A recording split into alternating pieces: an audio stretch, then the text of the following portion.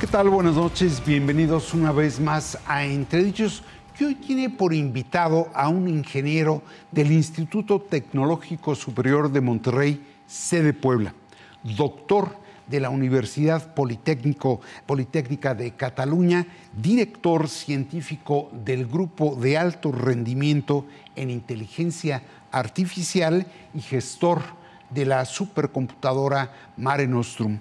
Es especialista, pues, en la aplicación de inteligencia artificial, particularmente en el ámbito ambiental, sobre todo en aguas residuales, fundador del Comité Técnico de la Universidad Politécnica de Cataluña y Premio Mexicano Distinguido 2018 por, naturalmente, el Instituto de los Mexicanos en el Exterior. Se trata del doctor Ulises Cortés, a quien le doy la más cordial bienvenida. Buenas noches, gracias por la invitación. Al contrario. Y bueno, yo quería hablar con ustedes un tema del cual se habla poco, de la inteligencia artificial, de su efecto económico, de su trascendencia política, y qué mejor que tener a un mexicano distinguido para hablar de eso. Gracias. Parto del título de la conferencia que dio usted hace unos días en la Universidad Autónoma Metropolitana. ¿Es posible el desarrollo de una inteligencia artificial confiable y responsable? Bueno, sí es posible, porque la inteligencia artificial, las aplicaciones de la inteligencia artificial son artefactos creados por los humanos.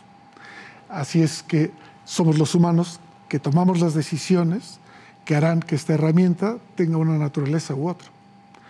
El problema es saber si los investigadores e ingenieros que desarrollan estas herramientas saben de ética, conocen la legislación actual, conocen el impacto socioeconómico y cultural de estas tecnologías, saben si esta tecnología o no tiene un impacto en el medio ambiente, y si saben todo esto, el diseño de la máquina será responsable y además será confiable, porque, como he dicho, responde a un marco legal predeterminado, por ejemplo, el de la sociedad mexicana, y a unos valores éticos que son propios de nuestra sociedad.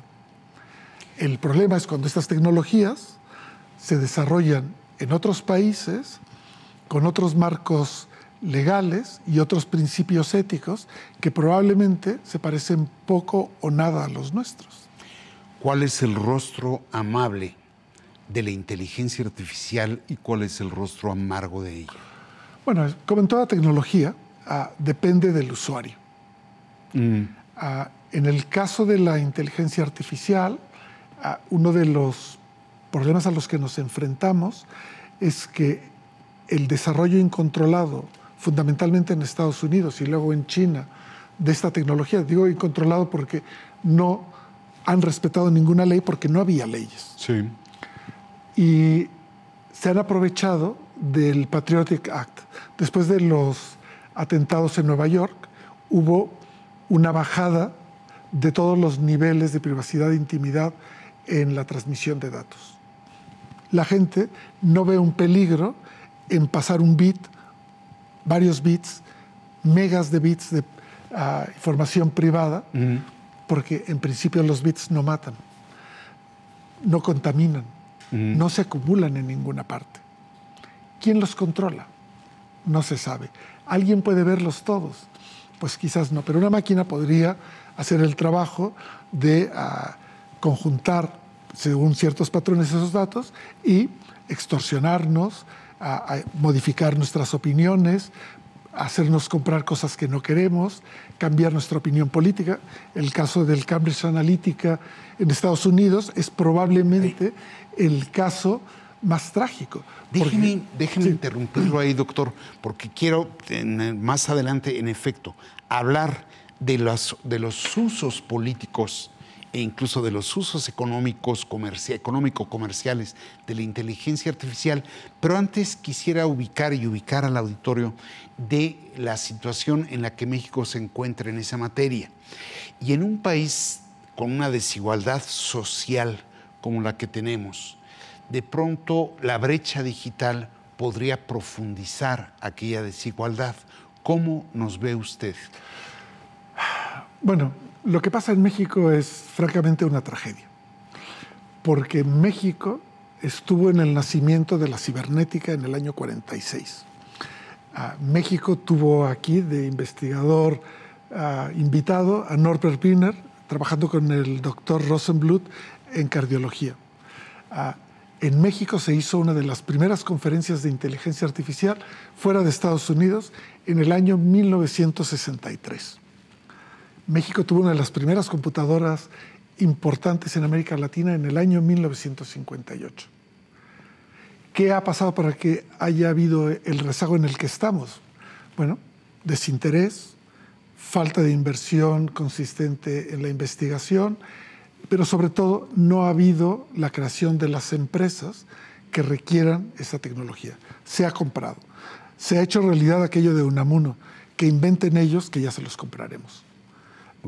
Y bueno, esto es lo que ha pasado. Y muchos investigadores mexicanos están trabajando en esas empresas y siendo líderes en investigación y líderes en desarrollo, y otros en ventas.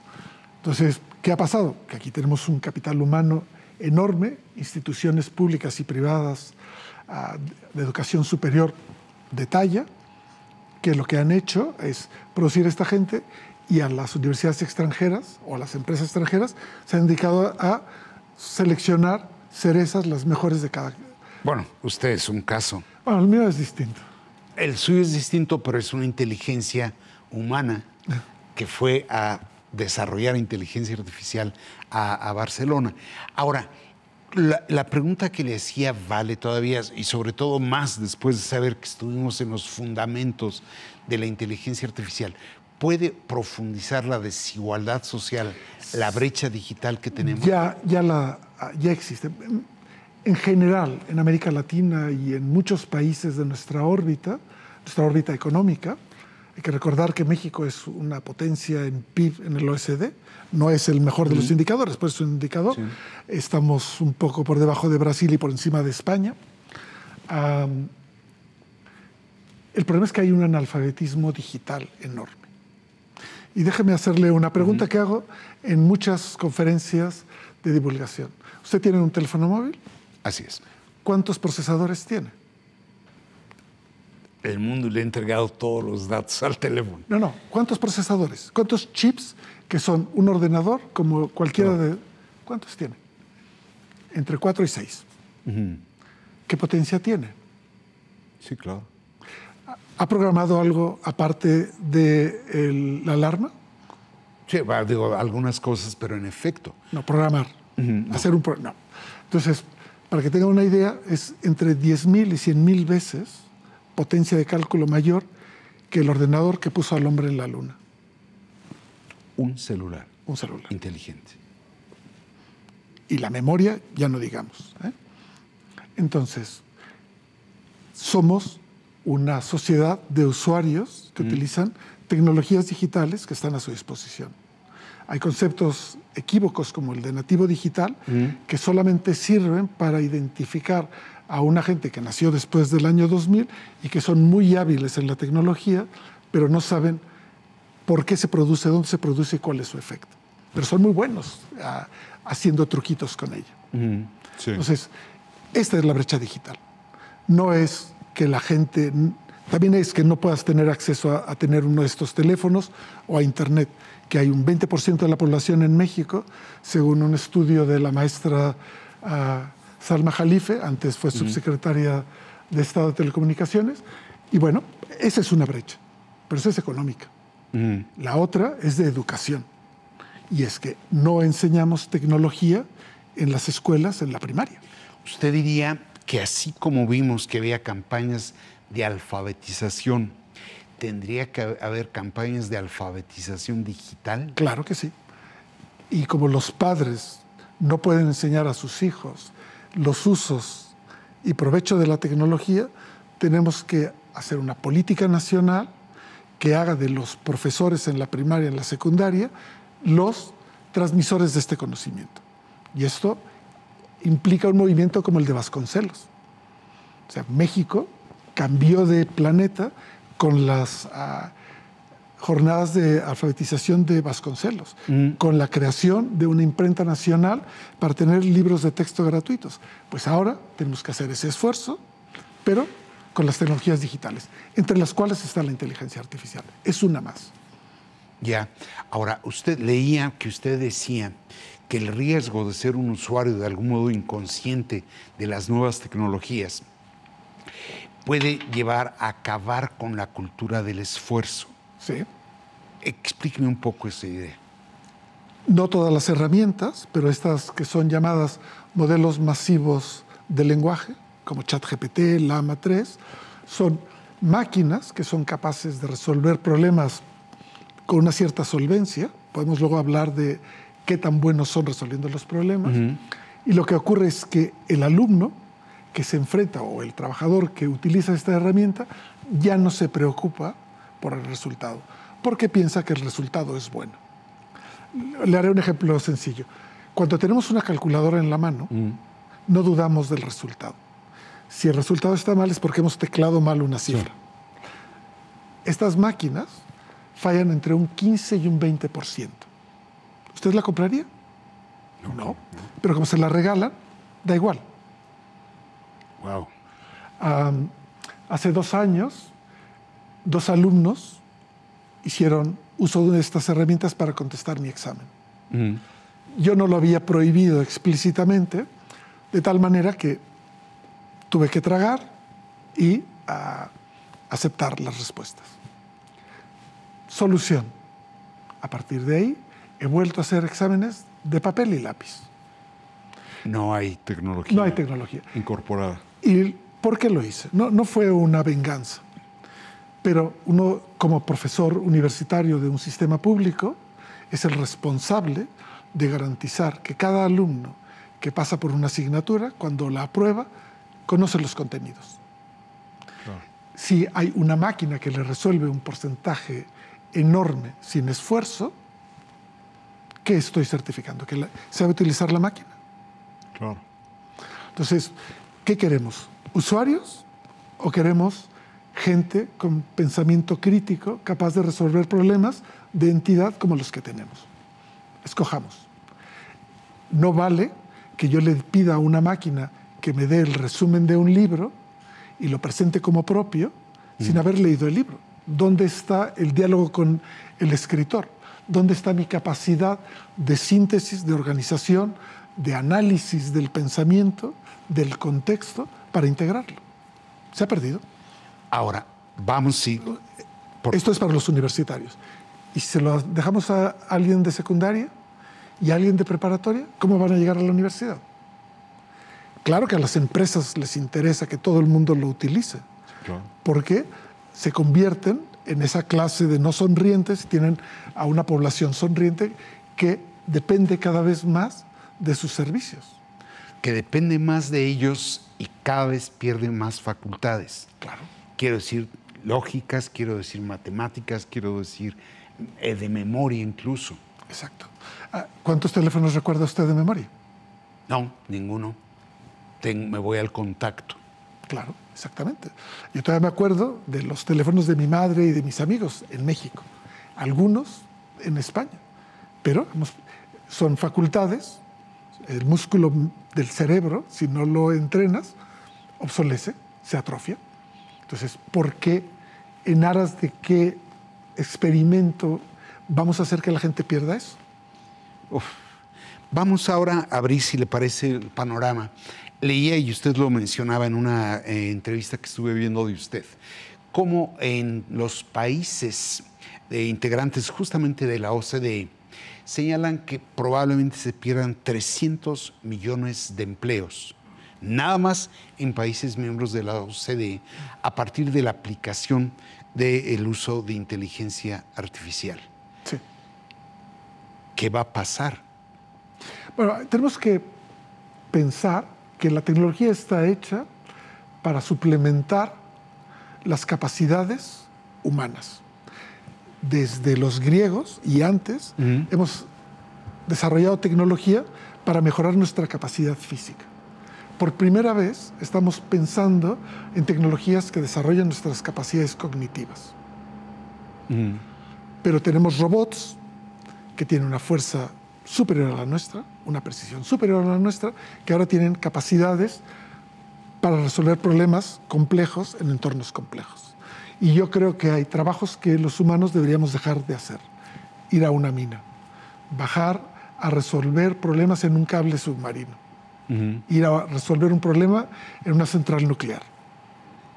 Ahora, si voy a resolver el trabajo en una maquila y tengo una población de trabajadores allí, es cierto que es un trabajo repetitivo, esclavo, pero es su trabajo, es su fuente de ingresos. Es el Estado que tiene que regular cómo se hace ese cambio. Hay propuestas muy avanzadas que dicen, cada vez que yo pongo un robot, tiene que pagar impuestos. Y esos impuestos deben servir para mejorar la educación del trabajador desplazado. Darle otras habilidades. Otras habilidades, claro. ¿Y qué efecto, si esto va a ocurrir en los países desarrollados, miembros de la OCDE, qué va a pasar en los países subdesarrollados? Bueno, le voy a contar de un país medio como India. El año pasado estuve en Bangalore en una conferencia y conocí a un profesor hindú. Acababa de aparecer el efecto ChatGPT y dijo una frase que recordaré toda la vida.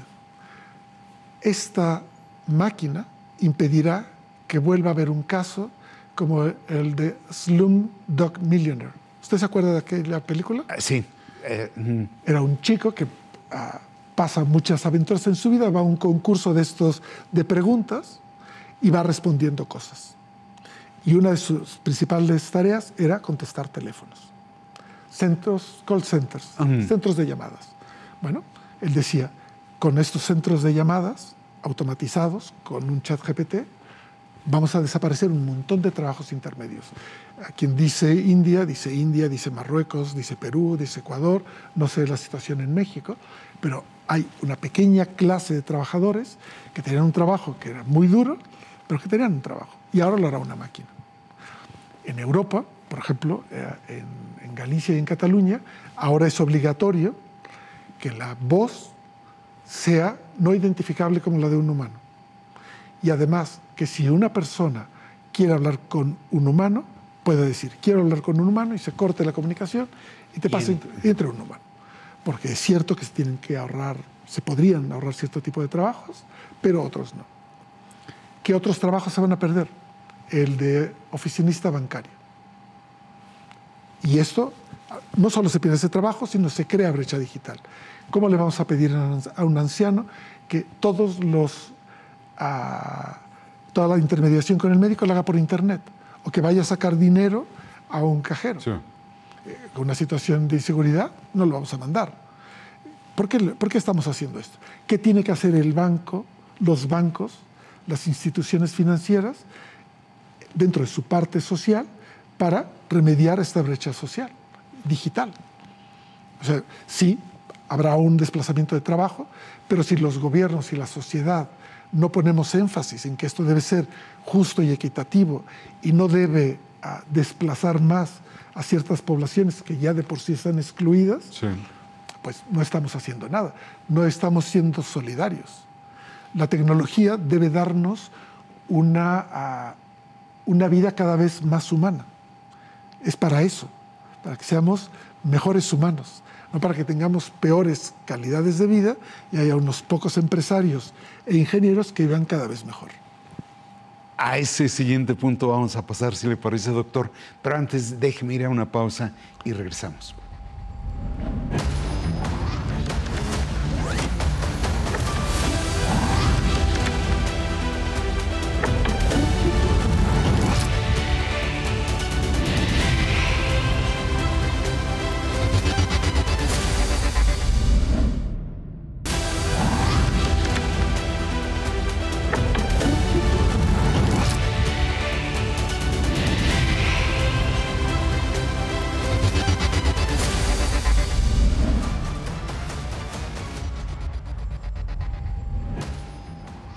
Estamos ya de vuelta con el doctor Ulises Cortés, que es director científico del Grupo de Inteligencia Artificial de Alto Rendimiento en el Centro de Supercomputación de la Universidad Politécnica de Barcelona.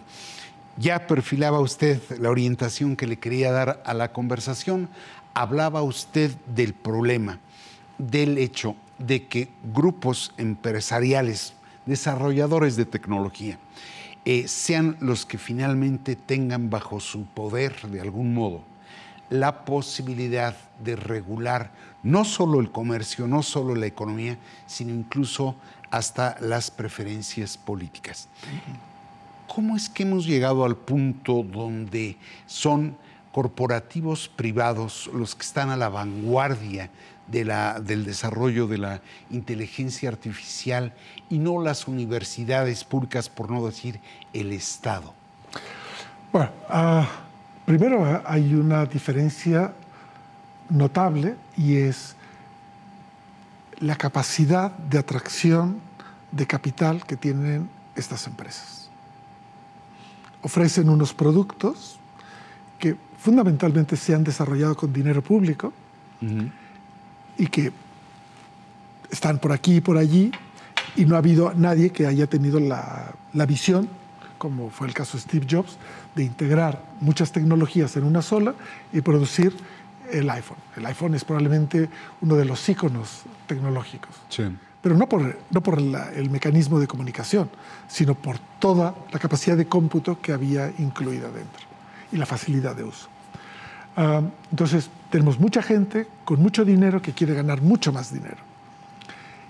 Y al no haber legislación, hay que recordar que Internet nació como un instrumento militar. Era un instrumento de resiliencia de comunicación en los Estados Unidos. Luego pasó a un uso de comunicación universitario y luego se extendió globalmente. Sí. Los usuarios nos hemos ido adaptando a él y lo vemos natural. Hay gente que moriría sin Internet, sin estar conectado. Bueno, esa es la autopista. Hubo alguien que creó una autopista enorme que se ha ido potenciando con el 4G, el 5G, el 6G. Cada vez vamos más rápido, más datos, y arriba solo hay que poner la tecnología. Entonces, si pensamos en la jaula de cristal de Foucault, la nueva jaula es elástica, va contigo hasta donde llega la conectividad. Y allí sigue capturando datos y sigue enviando datos. Cuando antes le preguntaba si sabía la potencia de cálculo de su ordenador, de su teléfono, me dijo que no. Usted tendría que preguntarse, ¿por qué necesito 4 procesadores, un ancho de banda como el que me pide? ¿Para qué? Y aparte se gasta la batería. Sí, claro. ¿Quién está calculando qué y luego lo está pasando a dónde? Claro, claro. Y nos hemos convertido en eso que los americanos llaman prosumers. Producimos datos y consumimos datos. Y hay un equilibrio. Cuando en Europa se ha puesto coto al uso de las llamadas cookies, que son programas que capturan datos, estas compañías han empezado a cobrar el acceso a la información. Así es que queda claro que no es que fuera gratis, es que el producto éramos nosotros. Uno pagaba con datos personales. Entonces, hemos vendido nuestra identidad digital. Una de las cosas que ocurre es que ningún gobierno en el mundo, y es un tema de interés... Hemos vendido nuestra identidad digital, dijo. Claro. Ok, perdón. Nuestra identidad digital, ahora, que es nuestra, está en manos de las compañías a las que les damos los datos gratis. Nos pueden perfilar mejor que el gobierno. Antes usted decía que su hija prefería darle datos a una compañía que al Estado. Sí. Esto es el argumento que tiene el abogado de Microsoft en Europa con el que he tenido alguna discusión. Él dice que no entiende a los europeos, que preferimos la confianza que da un gobierno a la que da a una compañía como Google. Dice, porque yo si me peleo con Google me voy a cualquier otro. Y esto es educación democrática. Si tú confías en tu gobierno, porque es una institución democrática potente, pues es evidente que siempre ha tenido tus datos. Sabe cuándo naces, cuándo te vacunas, qué escolaridad tienes, qué trabajos tienes, los impuestos que pagas, las casas que tienes, con quién te casas, cuándo te mueres. Tiene todos tus datos, sobre todo la historia clínica. Entonces, ahora hay gente que utiliza estos mal llamados relojes inteligentes y los utiliza para tener datos médicos allí. ¡Qué salvajada! ¿Con quién se comparten estos datos clínicos? ¿Qué algoritmos se están entrenando? Porque, o sea, somos capaces de ir vestidos aquí, pero podemos ir desnudos digitalmente. Qué bien. Su pulso, su presión, las calorías, los pasos que ha dado, eso junto con la localización, porque seguro que usted no quita la localización de ninguna de las apps de su teléfono ni de ninguno de sus dispositivos, ¿verdad? Uh-huh. Entonces, usted es un hombre público y transparente en el mundo digital. Y ahora lo que estamos peleando es que haya una definición legal de mi identidad digital. La tecnología pareciera ir más rápido que la política. Es decir, yo veo que apenas han adoptado en la Unión Europea una legislación después de que se les adelantó un poco Italia, pero pareciera ser que el Estado va a la saga de los corporativos tecnológicos que van determinando. Pero ¿cómo se va a regular o legislar algo que se desconoce? Bueno, este es un problema. Los gobiernos tienen que tener cuerpos técnicos. Napoleón fue un ejemplo de creación de Estado. Se creó las grandes escuelas tecnológicas. Hay una de caminos, otra de minas, y creó un cuerpo de funcionarios tecnológicos muy potente para el Estado francés. Y de ahí salen sus ministros, de ahí salen sus grandes tecnólogos. Bueno, esto ocurre en muchos países. En México no lo tenemos. ¿No? Entonces, pero es cierto que la democracia es más lenta. Tenemos que hablar con mucha gente, es participativa, pero una vez que empieza la maquinaria a funcionar, no para. Entonces, tenemos que, como ciudadanos, apoyar y, cuando no, empujar a los gobiernos para que legislen sobre cosas que seguramente no entienden, porque la mayor parte de ellos son, como hemos dicho, analfabetos digitales. Sí. Y entonces, claro, este es un problema enorme. Es un problema enorme. El caso particular de México todavía es más sangrante porque la cantidad de dinero que invierte en investigación, las cifras oficiales, es el 0,4% del PIB. Uh-huh. En Estados Unidos hace el 2,3%, Corea hace el 4%, o sea, 10 veces más, y Brasil nos multiplica por 5. Entonces, claro, tenemos que hacer alguna cosa durante muchos años para esto, pero no solo para tener ciencia, sino para tener un grupo de técnicos que cuando viene un ChatGPT diga, esto realmente no deberíamos aceptarlo. Le voy a hacer una pregunta. ¿Usted se pondría en su casa, imagínese que tiene una casa de 5 pisos, ¿se pondría en su casa un ascensor que no está certificado? ¿Se tomaría una pastilla que no ha pasado por una certificación médica de la OMS o de cualquier agencia? Sí, desde luego que no. ¿No? Pues entonces, ¿por qué utiliza ChatGPT? ¿Por qué utiliza Waze? Qué interesante. ¿Quién lo ha certificado? Claro, pero no hay una OMS, una organización, algo semejante a la Organización Mundial de Salud, que sea la Organización Mundial de Tecnologías, que me certifiquen. La OECD empieza a proponer que todos los países de la OECD tengan agencias de certificación. Antes del verano... ¿Agencias de certificación digital, quiere decir? Sí, pero un teléfono está certificado, porque no debe emitir cierto tipo de ondas, ¿no? No se debe sobrecalentar, no debe explotar. Ahora estamos hablando de certificar los programas. Una cosa que ocurre es que no hay un código deontológico para los informáticos. De hecho, nadie certifica los programas porque no existe una tecnología, no era necesario. Nadie lo había visto como necesario. Ahora, cuando empezamos a hablar de certificación, la gente se echa las manos a la cabeza, porque hay muchos físicos o muchos matemáticos que programan, pero no tienen el título de ingeniero en informática. Claro. Es decir, usted no se dejaría operar por un cirujano que fuera realmente un plomero. Claro.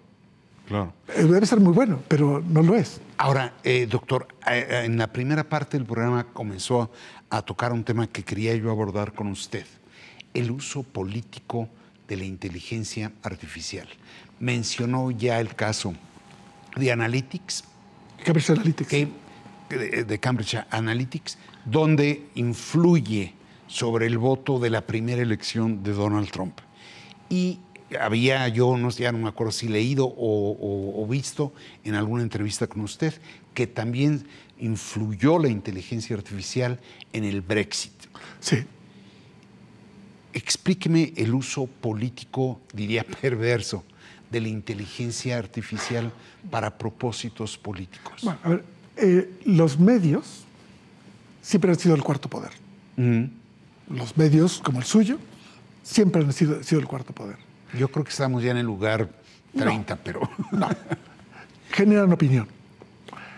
El problema es cuando esta opinión ya no la controla un medio que tiene una cabecera, sino es un conjunto de personas que están detrás de una red social, que son capaces, con un algoritmo, crear una esfera que envuelve a un conjunto de ciudadanos, usuarios de esta tecnología, que tienen ideas comunes. Eso se llama una técnica de clasificación y encuentro a los que están más cercanos. Y a estos les envío un mensaje particular. De la misma manera que puedo buscar un grupo de jóvenes y enviarles para que compren un tipo de ropa o que vayan a hacer cierto tipo de reto. Es la misma tecnología. Es lo que hacían los medios, pero ahora dirigido. Ahora, tú no vas y compras el periódico porque eres afín a ese pensamiento, Sí. sino hay alguien que decide que este mensaje tú lo vas a entender. Y a la gente que está dentro de ahí se le ayuda para que aumenten el tono. Y esto crea una burbuja donde resuenan los mismos mensajes. Y los que están en la frontera, si los vas metiendo poco a poco, quedan dentro. Y esos son los que cambian de opinión. ¿Está en riesgo la democracia frente al uso político de la inteligencia artificial? Yo no diría de la inteligencia artificial, yo diría del uso de las redes sociales que median a usos malignos de la inteligencia artificial. Yo en diciembre daré un curso, es una serie de conferencias con filósofos y ingenieros, cuyo título es ¿Tiene futuro la verdad? ¿Quién verifica la verdad de lo que decimos? ¿Cuánto tiempo tenemos para verificarla? Qué interesante. Si no tenemos estos mecanismos de verificación, me encantaría que hubiera un sistema de verificación de todo lo que dicen los políticos en los parlamentos, que es donde nos representan. Y allí donde hubiera cada vez algo que está mal dicho, que es desinformación, que es mal uso de las cifras, cualquier cosa, hubiera alguien que levantara una bandera y dijera, usted está mintiendo, retráctese, por favor. Si usted quiere acabar con el sistema político mexicano. Con cualquiera. Hay sitios donde si la gente miente, al parlamentario, creo que es Nueva Zelanda, se le expulsa una semana. A la segunda por un mes. Sobre la base tecnológica de verificación de los datos. No solo tecnológica. Okay. Es un sistema de verificación. Hay humanos y hay máquinas, hay todo lo que usted necesita. Sí. Es un sistema de verificación. Entonces, ¿por qué no lo tenemos? Tecnológicamente es viable. Es lo más fácil que se puede hacer. Cuesta dinero, cuesta tiempo, necesitas gente que no tenga color político y si lo tiene no lo demuestre allí. Pero bueno, esa es la parte buena que podríamos tener con la inteligencia artificial. Sí. Pero el mismo mecanismo se puede torcer y cambiar unos números que son equivocados. Yo le digo que mi máquina tiene un petaflop. ¿Y a usted qué le sugiere? ¿Pentaflop? Petaflop. ¿Cuántas instrucciones son? No sé, doctor. 10 a la 15 instrucciones por ciclo de programación. 10 a la 15 es mucho. Hay máquinas que tienen 10 a la 21. Para calcular un modelo masivo del lenguaje se necesita una máquina que ocupa 10 a la 24 operaciones por ciclo durante 6 meses. Ahora, Doctor, por favor. Pero el problema es que esas máquinas no las tienen los estados, las tienen las empresas. Si tiene esa capacidad de cálculo para eso, para el otro le sobra. Recuerde que Amazon nos vende servicios del excedente de cómputo que no utiliza para sus operaciones. Los Amazon Services son excedente de cómputo. La parte que vemos es el sobrante de lo que realmente es. Claro, les tiene máquinas allí. Ahora, doctor, veía yo, preparando la entrevista, cómo en algunos documentos básicos de los partidos españoles ya hay alguna referencia a la inteligencia artificial. En el caso mexicano no veo ningún partido que fije una postura frente a la inteligencia artificial. ¿Qué piensa de eso? Bueno, el caso de Europa es muy particular. Ha habido un interés de toda la Unión Europea de tener estrategias de inteligencia artificial. Yo participé en la de Cataluña y en la española, y tenemos una agencia de regulación de la inteligencia artificial, tenemos un comité nacional que asesora al presidente en temas de inteligencia artificial, hay comités de expertos. Nos lo tomamos en serio, pero toda Europa, ¿eh? De hecho, decía, en mayo estuve en Francia y vi el nacimiento de la agencia francesa de certificación, y lo hicieron como lo hacen los franceses, bien hecho. La Agencia Nacional de Meteorología, los que hacen los metros y los litros, más de 100 años de tradición, con el mejor instituto de investigación e inteligencia artificial juntos para certificar. Claro, bien hecho, con dinero. En México, bueno, en México se han intentado varias veces, algunas veces patrocinados por gobiernos extranjeros, afortunadamente no se han adoptado, y lo que falta es la voluntad política para que el gobierno, pero el gobierno, no los partidos, no, lance una iniciativa de gobierno que sea participativa, que incluya a los expertos, a los grupos excluidos, a los grupos económicos, y se plantee una estrategia, que aparte tampoco hay que reinventar la rueda. Ya se ha avanzado mucho en Europa, es mucho más cercana nuestra economía.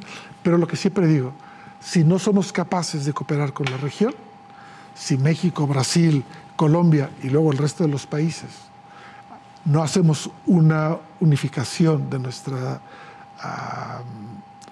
estrategia de inteligencia artificial y legislación, no seremos el grupo económico que es México solo.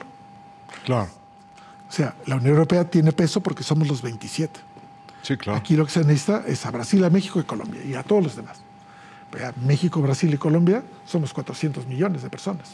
Ahora, doctor, justamente usted había pedido pausar la experimentación social, la aplicación, perdón, de la inteligencia artificial en experimentación social. ¿Por qué? Bueno, no solo yo, es un movimiento... Un centenar, el año pasado. El año pasado. Bueno, es que, claro, estaban haciendo experimentos con máquinas muy grandes, con datos que no sabíamos de dónde venían, ni sabíamos cuál era el interés del experimento. Nosotros no decimos que se pare la investigación en inteligencia artificial. Por eso decía pausar la experimentación social. Y eso para darle tiempo al legislador de ver qué está pasando. Porque si no, van a venir un experimento tras otro, tras otro, tras otro, tras otro, tras otro, tras otro. México no tiene un supercomputador. No. En 2015 llegamos a tener, entre todos, un petaflop. México es una economía potente, no se entiende por qué no tenemos. Pues si quisiéramos reproducir ese experimento para saber qué está pasando en México, no podríamos. Tendríamos que comprar máquina a un tercero. Si quisiéramos hacer un modelo masivo de lenguaje tipo ChatGPT solo para el español, de propiedad pública, que es un empeño de la Unión Europea con América Latina, pero América Latina debería hacerlo sola, o cooperando con Europa, no tenemos la máquina para hacerlo. Y hay que recordar que el idioma es uno de nuestros valores culturales mayores. Por desgracia no está recogido en la Constitución mexicana, pero deberíamos hacer por defenderlo constitucionalmente. es un problema de seguridad nacional que compañías extranjeras puedan hacer negocio con el idioma, sobre todo con nuestro español. Y debe quedar claro que en España se pueden hacer modelos, pero todos los españoles y sus datos caben en la Ciudad de México. Nosotros somos 110 millones. ¿No? Y aparte, pues, tenemos toda América Latina. Tenemos un acervo cultural. La doctora Capmán tiene este conjunto de documentos producidos desde la conquista. El español nuestro, como bien dice ella, es un dato importante a recordar. Nosotros sí sabemos cuándo nació nuestro idioma. Nació el 12 de octubre de 1492 y se habla desde más allá de la frontera norte de México hasta la Patagonia. Y esta imagen que ella da de potencia de idioma debería servirnos para luego unificar nuestras regulaciones en un tema tan delicado como es el uso de las tecnologías de la inteligencia artificial.